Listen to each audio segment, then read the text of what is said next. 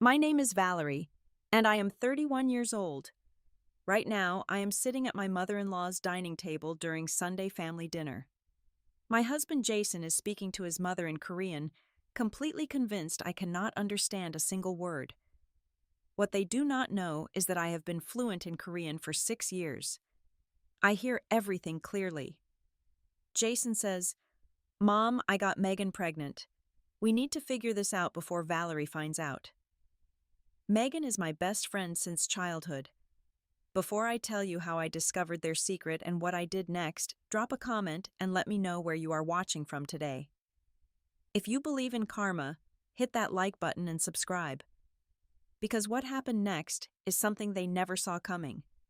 Now let me take you back to the beginning to show you how I learned Korean in the first place and why I kept it a secret from everyone, including my own husband. I grew up in San Diego, California, in a comfortable middle-class neighborhood where the biggest excitement was the annual block party and Friday night football games. My parents were both teachers. My father taught high school history, and my mother taught elementary school English. They instilled in me a deep love of learning from the time I could hold a book. As an only child, I spent most of my time reading, studying, and dreaming about the world beyond our quiet suburban streets. From an early age, I showed a natural talent for languages. While other kids struggled through mandatory Spanish classes, I found myself picking up vocabulary and grammar with ease. My teachers noticed and encouraged me to explore further. By high school, I was taking both Spanish and French, switching between them in my head like changing radio stations. Languages felt like puzzles to me, and I loved solving puzzles. When I got accepted to UCLA, I knew I wanted to study something that would take me places. I chose international relations as my major, figuring it would open doors to careers in diplomacy, international business, or translation. Freshman year, I added Mandarin to my language studies because I wanted a challenge. Learning a tonal language with a completely different writing system pushed my abilities in new ways. I spent hours in the language lab practicing pronunciation until my throat ached. Then came sophomore year, and everything changed. The housing office assigned me a new roommate named Jiwon Park. She was an international student from Seoul, South Korea, and she arrived at our tiny dorm room with 2 massive suitcases and eyes wide with terror. Her English was limited to basic phrases she had memorized from a travel guide. "Hello, nice to meet you. Where is the bathroom? I do not understand." Those first few weeks were difficult for both of us. Jiwon would sit on her bed crying silently at night, homesick and overwhelmed by the unfamiliar campus. The confusing class schedules, the cafeteria food that tasted nothing like her mother's cooking. I did not know what to say to comfort her because she could not understand my words anyway. So I started showing instead of telling. I drew maps of campus for her, marking important buildings with little pictures. I walked her to her classes until she learned the routes. I sat with her at meals and pointed at food items, saying their names slowly until she repeated them. Gradually, her tears stopped, and her smile emerged. In exchange for my help with English, Jiwon offered to teach me Korean. At first, I agreed just to be polite. Learning another Asian language on top of Mandarin seemed excessive. But during our first lesson, sitting cross-legged on the dorm room floor with Korean textbooks spread between us, something clicked. The sounds of Korean were different from Mandarin, more familiar somehow, with rhythms that felt natural in my mouth. The writing system Hangul was logical and elegant, designed specifically to be easy to learn. I fell in love with the language immediately. What started as a casual exchange became a serious pursuit. Jiwon introduced me to her Korean friends on campus, and soon I was spending every free moment practicing with them. We watched Korean dramas together with subtitles, then without. We cooked Korean food in the communal kitchen, while they corrected my pronunciation of ingredient names. We stayed up late talking about everything and nothing, switching between English and Korean mid-sentence. By junior year, I could hold conversations comfortably. My accent was still clearly American, but my grammar was solid and my vocabulary was expanding daily. When the opportunity came for a study abroad semester in Seoul, I jumped at it without hesitation. Those 4 months in Korea transformed my abilities completely. I lived with a host family in a neighborhood called Hongdae, surrounded by young people, street food vendors, and endless opportunities to practice. My host mother spoke no English whatsoever, so every interaction was a language lesson. I bargained at markets, ordered at restaurants, asked for directions on the subway, argued with taxi drivers about fare prices. By the time I boarded my flight back to Los Angeles, I was nearly fluent. After returning to the United States, I made sure to maintain my skills. I watched Korean news programs to stay current with formal language. I listened to Korean podcasts during my commute. I found an online tutor for weekly conversation practice. 6 years of consistent effort brought me to near native level proficiency. I could understand dialects, catch slang, navigate the complex system of honorifics that revealed so much about Korean social dynamics. This brings me to this question of why I kept my Korean ability secret from my husband and his family. After college, I landed a job at an international consulting firm in Los Angeles. The work was demanding but exciting, exposing me to businesses and clients from around the world. At a company mixer during my second year there, I met Jason Park. He was Korean-American second generation with parents who had immigrated in the 1980s. Tall, confident, impeccably dressed, he worked in tech sales and spoke about his career with the kind of ambitious energy I found attractive. We talked for hours that first night, discovering shared interests in travel, good food, and building successful careers. When we started dating, I made a deliberate choice not to reveal my Korean fluency. The reason seemed innocent at the time. His family was traditional, and they still spoke Korean at home when they gathered together. I was curious what they really thought of me, the American girlfriend their son had brought home. Would they say kind things about me when they assumed I could not understand? Or would their true feelings emerge only in the privacy of their native language? During those early visits to his parents' house in Koreatown, I got my answer. His mother Soo Jin and father Dong Ho spoke Korean freely around me, and what I heard was reassuring. "She seems like a kind person," Soo-jin commented to her husband one evening while I helped clear the dinner table. "Pretty girl," Dong-ho agreed. "Good job, too. Jason chose well." I felt validated by their approval, even though they did not know I understood. The secret became a small treasure. I carried a private window into a world they thought was closed to me. As our relationship deepened and we got engaged, I kept waiting for the right moment to reveal my surprise. Maybe at the wedding I thought I would give a speech in perfect Korean and watch their jaws drop in amazement.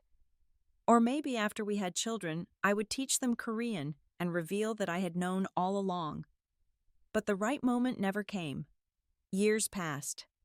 The secret that started as playful curiosity calcified into something harder to confess. How could I explain that I had been listening to their private conversations for years without saying anything? It would seem like spying. It would feel like a betrayal of their trust. So I stayed silent, pretending not to understand, nodding politely when they spoke Korean around me, waiting for a revelation that I kept postponing indefinitely. I never imagined that this secret would become the very thing that saved me. Jason proposed after 2 years of dating on a warm evening at Griffith Observatory, with the Los Angeles skyline glittering below us. He got down on one knee as the sun set behind the mountains, and I said yes with tears streaming down my face. In that moment, I believed I had found my forever person, the man I would build a life with, grow old beside trust completely. Our wedding was beautiful, exactly what I had dreamed of as a little girl. 200 guests gathered at a venue in Malibu overlooking the Pacific Ocean. We incorporated both American and Korean traditions, blending our cultures in a way that felt meaningful and intentional. His parents paid for an elaborate reception, sparing no expense on flowers, food, and a live band that kept everyone dancing until midnight. My parents contributed what they could and beamed with pride throughout the entire event. My father gave a speech about watching me grow from a curious child into a confident woman, and my mother cried happy tears during the first dance. Jiwon flew in from Seoul to attend, and we laughed together about how learning Korean from her had led me to marry a Korean-American man. The first 2 years of our marriage were genuinely happy. We bought a townhouse in Pasadena, a charming place with a small backyard where I imagined our future children would play. Both of us were working hard, and climbing our respective corporate ladders. Jason's tech sales career was taking off, bringing in bonuses and promotions. My consulting work kept me busy with interesting projects and international travel. We talked about having children, eventually agreeing to wait until our careers were more established, until we had saved enough money until the timing felt right. There was no rush, we assured each other. We had our whole lives ahead of us. Jason was attentive during those early years, romantic in ways that made me feel cherished. He brought me flowers randomly just because he saw them and thought of me. He planned surprise weekend trips to Napa Valley and Palm Springs, whisking me away from the stress of work to reconnect and relax. He remembered the small details I mentioned in passing and used them to make thoughtful gestures. When I complained about being cold in our air-conditioned office, he ordered me a beautiful cashmere wrap that I still use today. His family welcomed me into their fold with apparent warmth. We attended Sunday dinners at his parents' house regularly, where Sujin cooked elaborate Korean meals, and I pretended to struggle with chopsticks even though I had mastered them in Seoul. She taught me how to make kimchi the traditional way, and I played along as if learning from scratch, following her instructions with exaggerated care. Everything seemed perfect from the outside. Now I need to tell you about Megan. Megan Torres was my best friend since 7th grade. We met at a summer camp in the mountains outside San Diego, assigned to the same cabin with 6 other girls who became temporary friends for those 2 weeks. But Megan and I clicked immediately in a way that felt different, deeper, meant to last beyond the end of camp. She was everything I was not. Outgoing, where I was reserved; spontaneous, where I was cautious, the kind of person who made friends with strangers in grocery store lines and got invited to parties by people she had just met. I admired her fearlessness and her ability to light up any room she entered. Throughout high school, we were inseparable. Sleepovers every weekend, endless phone calls about crushes and drama, supporting each other through the turbulent emotions of adolescence. When college sent us to different schools, we maintained our friendship through daily texts and monthly video calls. Distance could not diminish what we had built. Megan became a nurse after college, working at a hospital in Los Angeles that was conveniently close to where I lived. When I moved to the city for my job, we reunited with the same ease as if no time had passed. Brunches every Saturday became our ritual. She was there through every milestone of my adult life, helping me get ready for my first date with Jason, standing beside me as maid of honor at my wedding, giving a speech that made everyone laugh and cry. Jason and Megan got along well from the beginning, or so I believed. They had an easy rapport, joking and teasing each other like siblings. When we did double dates with whatever boyfriend Megan was seeing at the time, the 4 of us would talk and laugh for hours. Megan was perpetually single, always complaining about the terrible men on dating apps, rejecting my attempts to set her up with Jason's friends as not her type.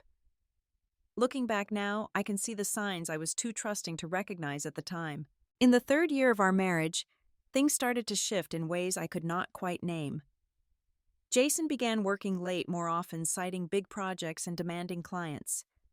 He was less affectionate when he came home, distracted during conversations, checking his phone constantly with a frown on his face. When I asked if something was wrong, he dismissed my concerns casually.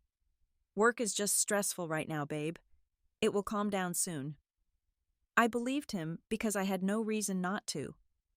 I also noticed changes in Megan around the same time. She seemed unusually interested in our schedules, asking questions about Jason's travel plans, his work events when he would be home or away. At the time, I interpreted her questions as friendly concern for my marriage. "Is Jason traveling for work next week? What does Jason have going on this weekend?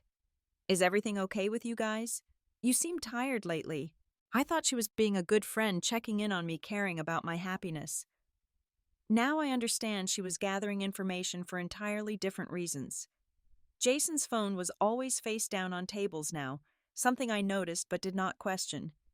He changed the password on his laptop, explaining it was a new security policy at work.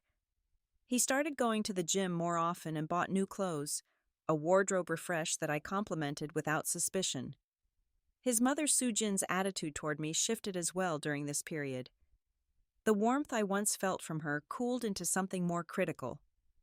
She commented on my cooking, suggesting I should learn to make better Korean food. She asked repeatedly when we would give her grandchildren, her tone implying that I was somehow failing in my duties. She told me I should take better care of Jason, who works so hard to provide for us. I responded to all this criticism by trying harder. I cooked elaborate dinners, planned romantic date nights, initiated conversations about our future. Jason participated in these efforts, but always seemed slightly distant, like his mind was somewhere else entirely. Year 4 of our marriage was marked by a serious conversation where I told Jason I felt disconnected from him. He apologized, promised to be more present, made genuine effort for a few weeks before gradually slipping back into his distracted patterns. By year 5, we had become more like roommates than romantic partners.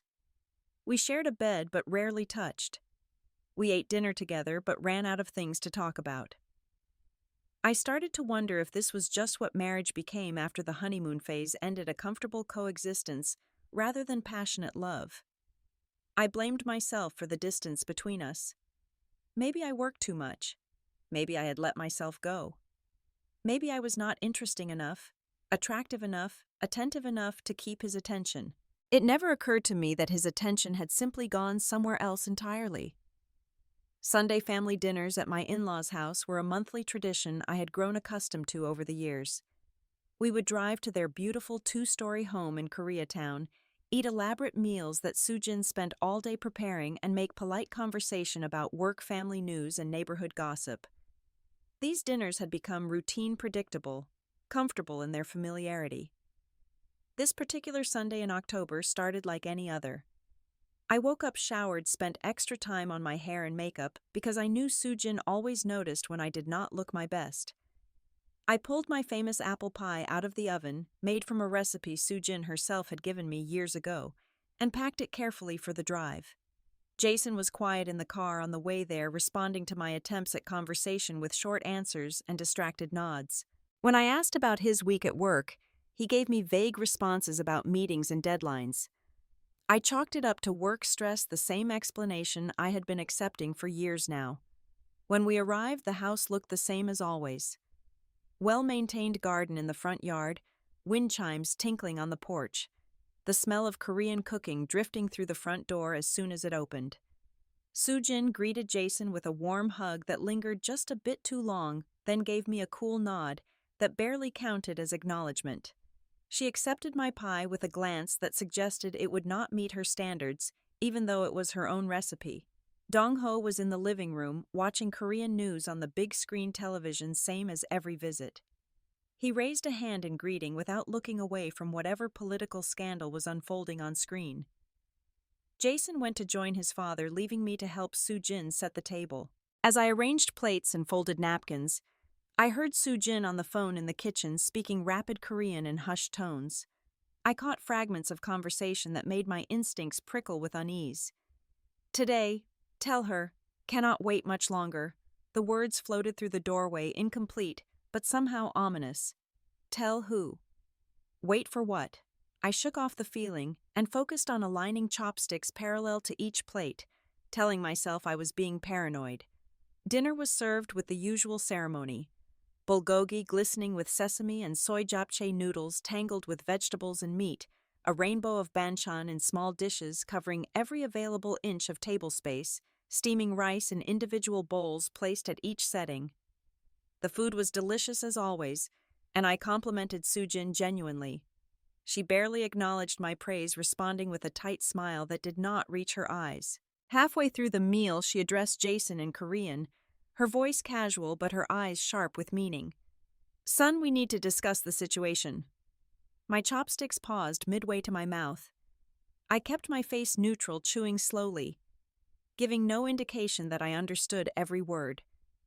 Jason tensed visibly, his shoulders drawing up toward his ears. Mom, not now. When then? Soo-jin pressed. This cannot wait forever. I know, but that girl is already 3 months along. My heart stopped. The food in my mouth turned to ash. 3 months along. A baby. Whose baby? What girl? I forced myself to keep chewing, keep swallowing, keep my expression blandly interested, as if I was simply waiting for them to switch back to English. Jason's voice dropped lower, urgent and uncomfortable. I know, Mom. I am handling it. Handling it how? Sujin's tone sharpened. Are you going to leave her? She gestured toward me with her chopsticks, a dismissive flick of the wrist that made me feel like furniture, like nothing. This American wife gives you no children in 5 years. At least Megan is already pregnant with your baby. Megan. The name hit me like a physical blow, knocking the breath from my lungs. Megan. My best friend since 7th grade. The woman who stood beside me at my wedding, who brunched with me every Saturday, who asked all those questions about Jason's schedule. That Megan was pregnant with my husband's baby. I gripped the napkin in my lap so tightly my knuckles went white. My heart was pounding so hard, I was certain they could hear it across the table. But my face remained perfectly composed, years of hiding my Korean comprehension serving me now in ways I never anticipated. Jason hissed back at his mother, frustration evident in his voice. Mom, lower your voice. Sujin scoffed dismissively. She does not understand. She is not smart enough to learn Korean. The casual cruelty of her words stung, but I filed the hurt away for later. Right now, I needed information. I needed to understand the full scope of what was happening. I told you from the beginning, Sujin continued. Marry a Korean girl. But no, you wanted the pretty American. Now look at this mess. Jason rubbed his temples. Megan and it is complicated. I do love Valerie. Love, Sujin laughed bitterly. Love does not give me grandchildren. Megan is carrying my grandson. That is what matters. They thought they were having a private conversation. They thought I was sitting there oblivious, chewing my food, and waiting patiently for them to return to English. They had no idea that every word was searing itself into my memory, evidence I would never be able to forget. For the rest of dinner, I operated on autopilot. When they switched to English to include me in conversation, I responded appropriately, my voice steady despite the hurricane raging inside me. Yes, the bulgogi is delicious. Work is going well, thank you for asking. Jason and I are thinking about taking a vacation soon. That last comment was pure improvisation, a way to fill silence, and I saw Jason flinch slightly at the mention of future plans we would never take. After the meal, I helped clear dishes while Jason talked with his father in the living room. In the kitchen, Sujin spoke Korean on the phone again, this time more openly, since she believed I could not follow. The plan is working, she said to whoever was on the other end. He will ask for divorce after the baby is born. She will get nothing. She brought nothing into this marriage, and she will leave with nothing. I scrubbed plates until my hands were raw, channeling my rage into the mundane task of cleaning.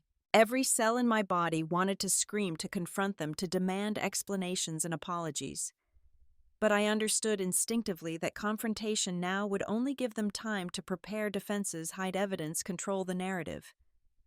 The drive home was silent except for the music Jason played through the car speakers. I stared out the window at passing lights, my reflection, a stranger in the glass. Jason asked if I was okay, and I told him I had a headache, which was true in the sense that my skull was pounding with suppressed emotion. At home, I said I was going to bed early. Jason seemed relieved, probably eager to text Megan without me watching. I lay in the darkness of our bedroom, the bed I had shared with this man for 5 years, and stared at the ceiling until my eyes burned. Something fundamental shifted inside me that night. The grief and shock were there, certainly waiting to consume me when I let them. But another feeling was rising alongside the pain, something cold and sharp and focused. They thought I was stupid. They thought I was helpless. They thought they could plot my destruction right in front of my face because I was too ignorant to understand. They were wrong, and I was going to show them exactly how wrong they were. Monday morning arrived with gray skies that matched my mood. Jason left for work at his usual time, kissing my cheek with casual affection that now felt like mockery. Have a good day, babe. You too. The moment his car disappeared down the street, I picked up my phone and called my office. I claimed a stomach bug, apologizing for the short notice, promising I would make up the work later in the week. My supervisor wished me well and told me to rest. Rest was the furthest thing from my mind. I made coffee and sat at the kitchen table with a notebook and pen, the same supplies I used for work projects when I needed to organize complex information. This was the most important project of my life, and I needed to approach it systematically. First, I needed evidence. The Korean conversations I had overheard were damning but difficult to prove in court. I needed tangible documentation of the affair, the hidden finances, the conspiracy to leave me with nothing. I started with Jason's email. We had shared passwords early in our relationship, a gesture of trust that he had apparently forgotten about. His inbox revealed months of messages to Megan, a chronicle of their betrayal that stretched back 18 months. The early emails were tentative, flirtatious testing boundaries. "It was great seeing you last night. We should do that more often. I cannot stop thinking about you. Is it wrong that I look forward to seeing you more than anything else?" The later emails were explicit in ways that made my stomach turn. Details of meetings at hotels, at her apartment, in places where they thought they were safe from discovery. Love letters that borrowed phrases he had once used for me, recycled endearments that lost all meaning when I saw them addressed to someone else. I took screenshots of everything, uploading them to a secure cloud folder that Jason did not know existed. I documented dates, times, locations, creating a timeline of their affair that would be impossible to deny. Next, I examined his credit card statements. We had separate cards, but I managed our shared financial accounts, which gave me access to his transaction history. The evidence was overwhelming once I knew what to look for. Jewelry store purchases that never became gifts for me. Restaurant bills from romantic establishments on nights he claimed to be working late. Hotel charges in cities where he supposedly had business meetings, but which I now suspected were romantic getaways with Megan. I added everything to my evidence folder, organizing it by date and category. Then I discovered the hidden bank account. Buried in his email was a confirmation from a bank I did not recognize, thanking him for his loyalty as a customer. I searched for more messages from this institution and found statements showing an account opened 6 months ago, quietly accumulating transfers from our joint funds. The balance was staggering. Nearly $80,000 that he had siphoned away preparing for a divorce I did not know was coming. Money that belonged to both of us, hidden where he thought I would never find it. But that was not all. Further digging revealed an investment account also in his name, only containing another $60,000 in stocks and bonds. His total hidden assets exceeded $140,000, all of it marital property that he was attempting to steal. On top of that, I discovered credit card debt I knew nothing about. A card in his name only maxed out at $60,000 charges, showing jewelry, vacations, and luxury purchases that were clearly for Megan. The scope of his financial betrayal was almost as painful as the affair itself. He was not just cheating on me emotionally and physically. He was planning to destroy me financially, to leave me with nothing but debt, while he started his new life with my best friend. I spent hours documenting everything, printing copies for a safe deposit box I would open at a different bank, creating multiple digital backups in case anything disappeared. By evening, I had assembled a comprehensive evidence file that any divorce attorney would consider exceptional. Tuesday morning, I made my next critical move. I had researched divorce lawyers over the previous night, reading reviews and checking credentials, until I found someone who specialized in exactly my situation. Patricia Lawson was a formidable woman in her 60s, with silver hair, sharp eyes, and a reputation for dismantling unfaithful husbands in court. Her office was decorated with awards and photographs of her with satisfied clients, women who had entered her doors broken and emerged victorious. I presented my evidence file, and her eyebrows climbed steadily higher as she reviewed each page. "Mrs. Park," she said finally, using my married name for what I hoped would be one of the last times, "you have done exceptional work here. Most clients come to me with suspicions. You have proof."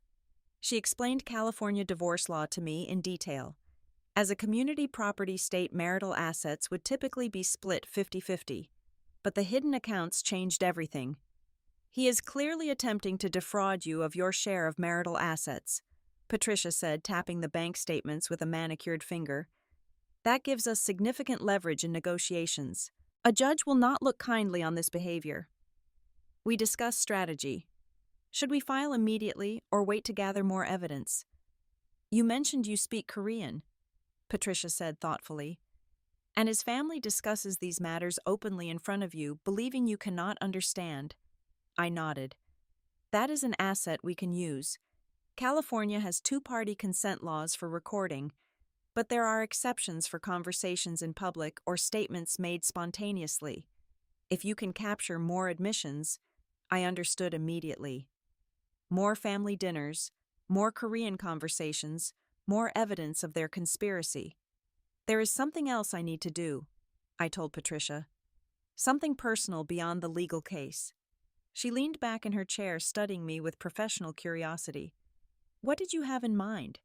I told her about Thanksgiving, about the extended family gathering that happened every year at the in-laws' house, about the 25 to 30 relatives who flew in from across the country and even from Korea, about the importance of reputation and face in Korean culture. Patricia listened without interrupting, and when I finished, a small smile curved her lips. You want to expose them publicly, in front of everyone who matters to them. They plan to humiliate me, I said, my voice steady despite the emotion churning underneath. They discussed my future like I was not even in the room. They called me stupid, worthless, just an American. I want them to know that I heard everything, and I want their whole family to know what they have done. Patricia considered this for a long moment before nodding slowly. Legally, you would be well within your rights. The evidence is solid. The divorce filing is ready whenever you want it. If you choose to reveal your knowledge publicly, that is a personal decision, not a legal one. She paused, her expression softening slightly. Just understand that this will be emotionally intense. Are you prepared for that? I thought about the 5 years I had given to this marriage. The trust I had placed in a husband who betrayed me. The friendship I had treasured with a woman who was carrying his child. The mother-in-law who smiled at me while plotting my destruction. I am ready, I said. I have never been more ready for anything in my life. The weeks leading up to Thanksgiving required careful balance. I had to maintain normal appearances while secretly preparing for the confrontation that would change everything. With Jason, I continued playing the role of unsuspecting wife. I kissed him goodbye in the mornings, asked about his day when he came home, suggested date nights he agreed to, and then found excuses to cancel. Each interaction felt like a performance, and I was determined to deliver an Oscar-worthy show. With Megan, the performance was even more challenging. She texted me midweek after my discovery, bright and casual as always. Hey girl, brunch Saturday. My fingers trembled as I typed back a response that gave no indication of my rage. Sure, cannot wait to catch up. Saturday morning, I met her at our usual cafe, a trendy spot in Santa Monica, where we had shared countless meals and secrets over the years. She arrived looking the same as always, her smile wide and welcoming, her outfit fashionable and put together. She hugged me tightly, and I forced myself to return the embrace. You look amazing, she said, sliding into the booth across from me. That color is so good on you. Thanks. I studied her face for signs of guilt and found none. She was either an exceptional liar or genuinely believed she had done nothing wrong. We ordered food and drinks, and I noticed small changes I would have missed before. She asked for decaf coffee instead of her usual double espresso. She declined the mimosa I suggested, claiming she was doing a cleanse.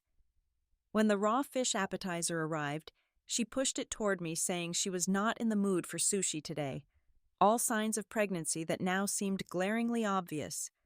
I asked innocent questions designed to gather information without raising suspicion. How is dating going? Anyone promising lately? Megan sighed dramatically, shaking her head with exaggerated disappointment. Still terrible. The guys on these apps are awful. Sometimes I think I'm going to be single forever. The lie rolled off her tongue so smoothly that I wondered how many times she had lied to me before. How many brunches had she attended fresh from my husband's bed, smiling and laughing, and asking about our marriage while secretly hoping it would fail? She mentioned a work trip coming up the following weekend. I noted the dates and said nothing, already knowing that Jason had a conference the same weekend. They were going away together, probably to celebrate the upcoming baby, probably to plan their future that was supposed to begin with my destruction. That sounds fun, I said, my voice light and interested. Where are you going? Palm Springs. The hospital is sending a few of us for a nursing conference thing. Super boring, but the hotel has a nice spa. Palm Springs. I made a mental note to check Jason's credit card statements for charges in that area. The brunch continued with surface-level conversation about work, mutual friends, television shows we were watching. I laughed at her jokes and shared gossip about colleagues and pretended that everything was normal between us. Inside, I was taking notes, cataloging every lie, storing ammunition for the reckoning that was coming.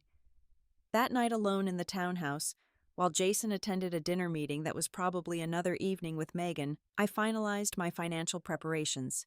I opened new bank accounts in my name only at institutions where Jason had no presence. I redirected my salary deposits away from our joint account.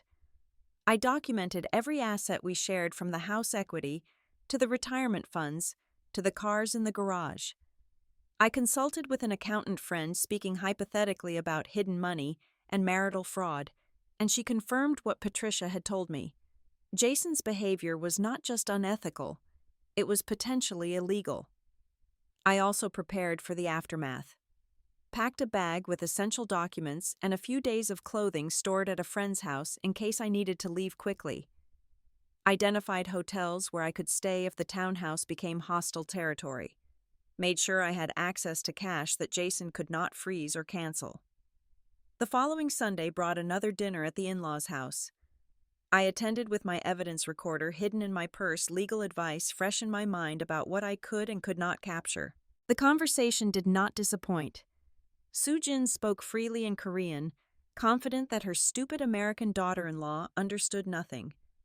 Is everything ready for after the baby comes? Jason nodded, his voice low. Almost. Lawyer says we file papers in December. Give Megan time to have the baby, then divorce Valerie. She will not suspect anything until then. Good. Soo-jin's tone dripped with satisfaction. That woman contributed nothing to this family. At least Megan gives you children. Valerie has been acting completely normal, Jason added. No idea at all. She is not smart enough to figure it out. I sat there absorbing their words, my face arranged in an expression of polite boredom, occasionally checking my phone as if distracted by messages from friends. More details emerged throughout the evening. The baby was due in March. They had already picked out an apartment for Jason and Megan using money from the hidden account for the deposit. Soo-jin was helping furnish a nursery at her house, where the baby would stay during the messy divorce transition. They had planned everything meticulously, every detail designed to maximize their gain and minimize my ability to fight back. What they had not planned for was me, the woman they dismissed as stupid, worthless, not smart enough to learn Korean. The woman who had been listening all along. Thanksgiving was 1 week away. The stage was set. The players were in position. And I was ready to deliver a performance none of them would ever forget. Thanksgiving Day dawned cold and clear, the kind of crisp autumn morning that usually filled me with gratitude for the life I had built. This year, the gratitude was different. I was thankful for my Korean language skills, thankful for the evidence I had gathered, thankful for the clarity that betrayal had brought me. I dressed carefully that morning, choosing an elegant burgundy dress that made me feel powerful and beautiful. I styled my hair, perfectly applied makeup with precision, and studied my reflection in the mirror. This was the face of a woman who was about to change everything. Jason complimented me as we prepared to leave. You look beautiful, babe. What is the occasion? Special day, I said, smiling. Family gathering and all. He had no idea how special it was about to become. The drive to Koreatown felt surreal, passing through streets quieted by the holiday. Most families were home cooking turkeys and watching football, gathered around tables that held nothing but love and gratitude. We were headed towards something entirely different. The in-laws' house was already full when we arrived. Cars lined both sides of the street, indicating the extended family had traveled from near and far. Through the front windows, I could see people moving, hear bursts of laughter, smell the mingled aromas of Korean and American cooking. Inside the gathering was even larger than usual. Great-grandmother had flown in from Seoul, a tiny woman of 92 who commanded respect from everyone in the family. 3 sets of aunts and uncles had arrived from various states. 7 cousins ranging from teenagers to people in their 40s filled every room with their spouses and children. Family friends who had known Jason since childhood rounded out the guest list. Everyone greeted me warmly. Unlike Sujin, the extended family had always been genuinely kind to me. Aunts complimented my dress, uncles asked about my work, cousins introduced me to their partners with evident pride in their American in-law. I accepted their kindness, knowing it might be the last time they offered it so freely. After today, everything would change. Sujin's welcome was warmer than usual, her performance for the audience convincing enough to fool anyone who did not know the truth. She embraced me, admired my pie, led me to the kitchen to help with final preparations. Megan was not there, which was expected. Her presence would have been suspicious, and they were being careful to maintain appearances. But I had plans for Megan that would unfold separately in their own time. The meal was served with great ceremony, platters of food covering every surface, generations of family gathered around tables set up throughout the house. The main table held the elders, the parents, and the honored positions where Jason and I sat as the married couple representing the next generation. Conversation flowed in a mixture of Korean and English, adjusting based on who was speaking and who was listening. I participated when addressed directly, laughing at jokes, answering questions about work and life, performing the role of happy wife one final time. Midway through the meal, great-grandmother turned to me and asked in English, her voice thin but clear, "When you give us great-great-grandchild?" The table quieted slightly at the question, all eyes turning to me. It was a common inquiry at family gatherings, one I had deflected many times before. Before I could answer, Sujin interjected in Korean, confident that I could not understand. "She cannot have babies, grandmother. That is why our Jason found someone better."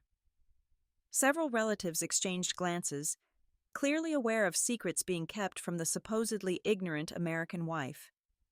The conspiracy ran deeper than I had realized. This was not just Sujin and Jason. Multiple family members knew about Megan and the baby.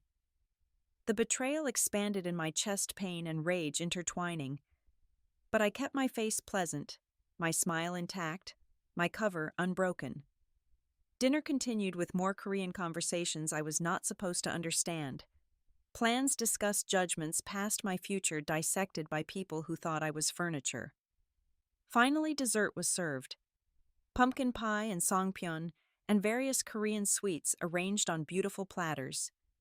Coffee and tea poured into delicate cups. The meal was winding down. Guards were lowering, the moment was approaching. Sujin stood to make a toast, tapping her glass with a spoon to gather attention. "I want to thank everyone for being here today," she began in English, her voice carrying across the crowded rooms. "Family is the most important thing in life. We are blessed to have so many gathered together." She continued in this vein, standard Thanksgiving sentiments about gratitude and togetherness.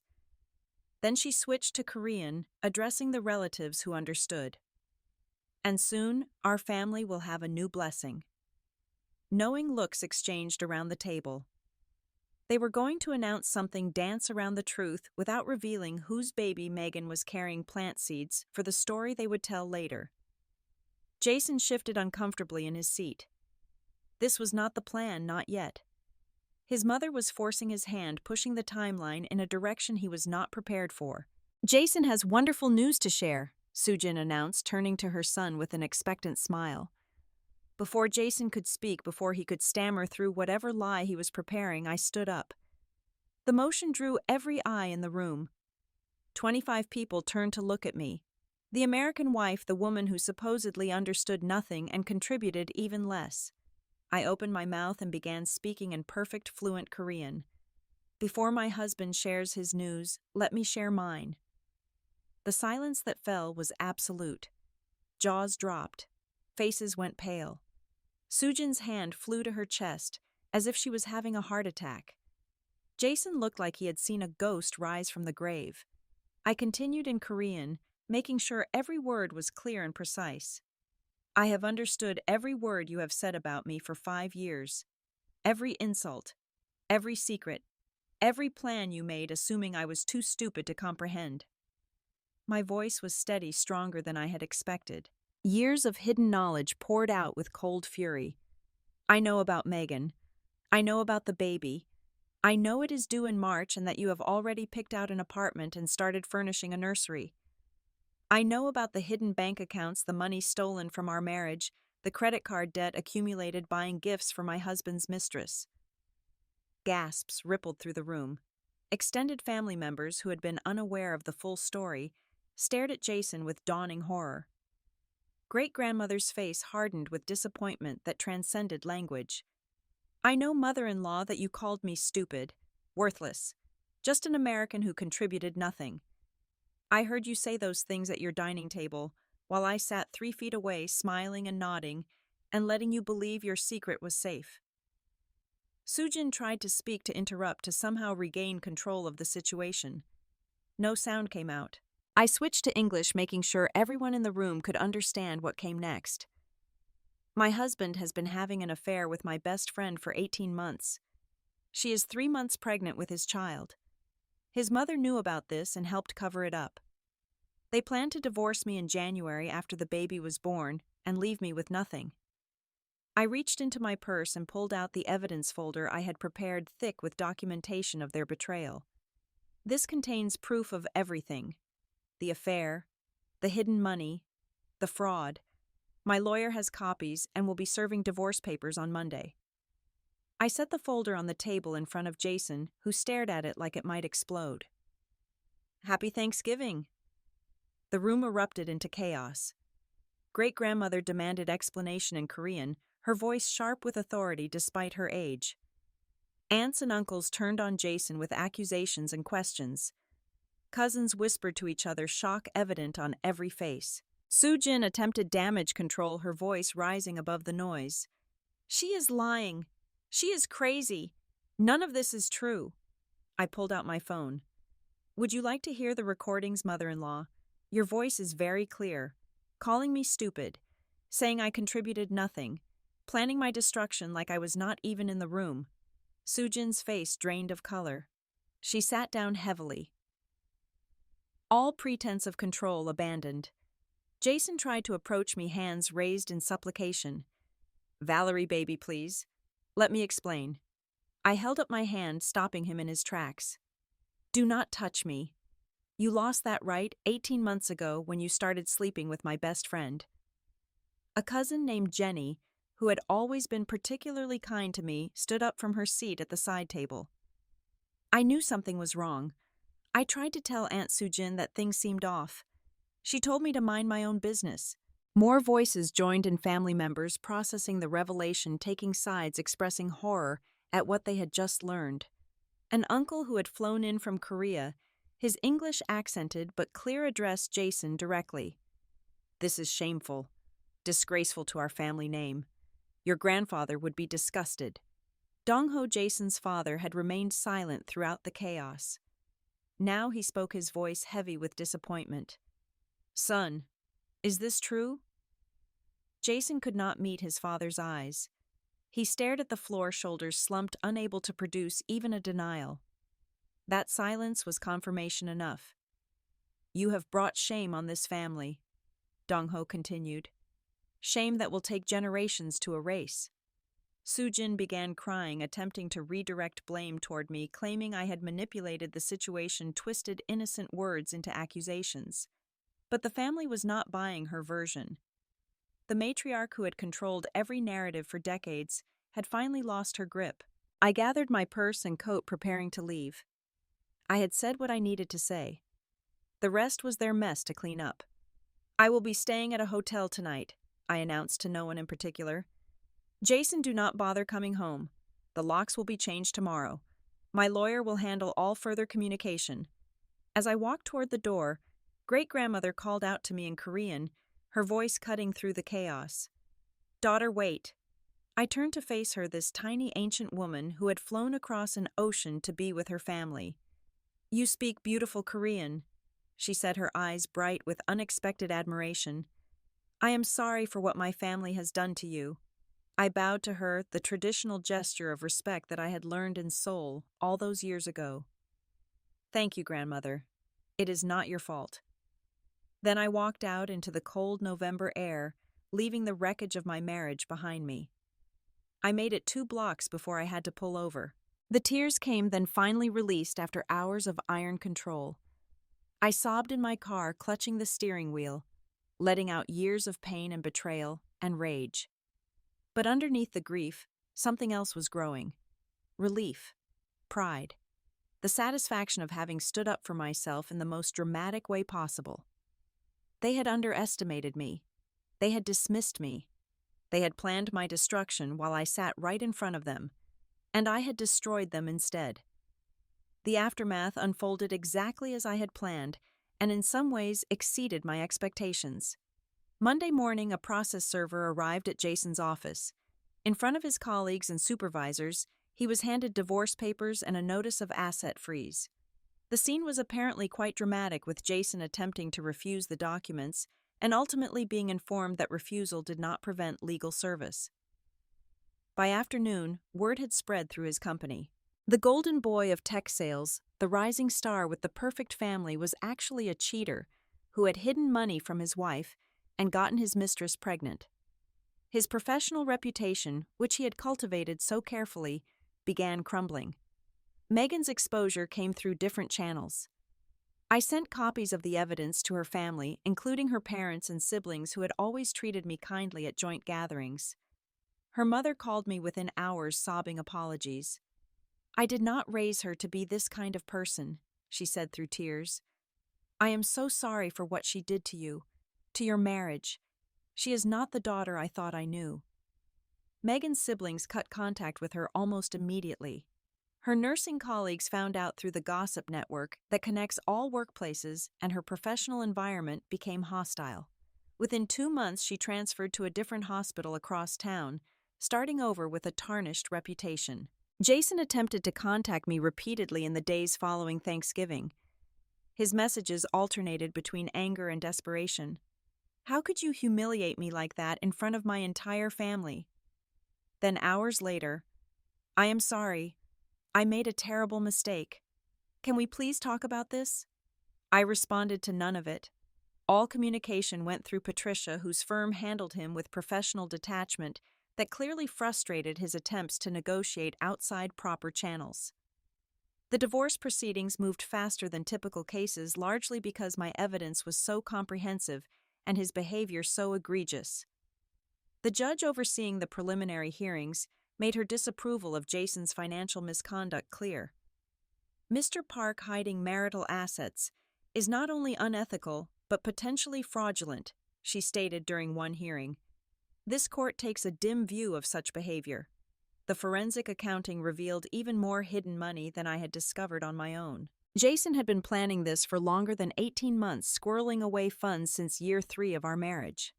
The total concealed assets exceeded $200,000. In the final settlement, I received 65% of all marital property.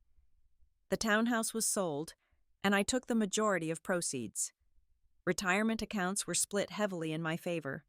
Jason was ordered to pay my attorney fees since his fraud had significantly increased the complexity and cost of the divorce. When the papers were finalized 4 months after that Thanksgiving dinner, I walked away with over $400,000, enough to start a completely new life wherever I chose. But money was only part of what I gained. The more meaningful victories were personal. Jason and Megan's relationship, which had seemed so passionate when it was forbidden, collapsed under the weight of reality. Without the excitement of secrecy, they were forced to confront who they actually were, 2 selfish people who had betrayed someone who trusted them. Megan constantly wondered if Jason would cheat on her the same way he had cheated on me. Jason wondered if Megan, who had pursued a married man so aggressively, was capable of loyalty. They fought constantly, their insecurities feeding conflicts that escalated throughout her pregnancy. By the time the baby was born in March, they had broken up. Jason saw his son every other weekend and paid child support that strained his diminished finances. Megan raised the baby alone, her dream of moving into my townhouse and living my life having evaporated completely. Soojin's reaction to becoming a grandmother was not what Megan had expected. Instead of welcoming her and the baby with open arms, Soojin treated them with cold disdain. "That child is illegitimate," she told family members. Born of shame. The woman who had claimed to want grandchildren so desperately now rejected the grandchild she had helped create. Megan learned too late that Soojin had never actually liked her. She had liked the idea of a Korean daughter-in-law, someone from her own culture, who would be easier to control. When Megan became a burden instead of a solution, she was discarded just as I had been. The extended family's opinion of Jason and his mother shifted dramatically after Thanksgiving. Aunts and uncles who had always deferred to Soojin began keeping their distance. Cousins stopped attending her elaborate dinners. Great-grandmother, before returning to Korea, reportedly told Jason that he was no longer welcome in her home. The reputation and standing that mattered so much to them had been irreparably damaged by their own actions revealed in front of everyone who mattered. 1 year after walking out of that Thanksgiving dinner, I sat on the balcony of my new apartment in Santa Monica, watching the sun sink into the Pacific Ocean. The waves rolled in endlessly, their rhythm soothing in a way that helped me process everything that had changed. I had taken 6 months off work after the divorce was finalized, using the time to heal and rediscover who I was outside of my failed marriage.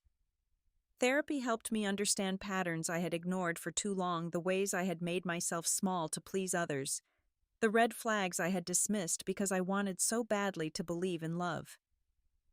During those months, I reconnected with people I had lost touch with during my marriage. Jiwon flew from Seoul to visit, and we spent a week together laughing about the irony of our situation. The Korean lessons she gave me in our cramped dorm room had ultimately saved my life. "You should come to Korea," she urged. "Practice your Korean openly now. No more secrets." The idea of living without secrets was revolutionary. For years, I had hidden my language ability, maintaining a barrier between myself and the people around me. That concealment had protected me when I needed protection, but it had also isolated me from authentic connection. I decided to rebuild my life around openness instead of hiding. The first step was changing careers. I left the consulting firm where I had worked for years, unable to face the memories and the pitying looks from colleagues who had heard about my divorce. Instead, I pursued certification as a translator and interpreter specializing in Korean English for medical and legal contexts. The language I had hidden became my profession. I graduated at the top of my program and found work at a hospital helping Korean-speaking patients communicate with their doctors.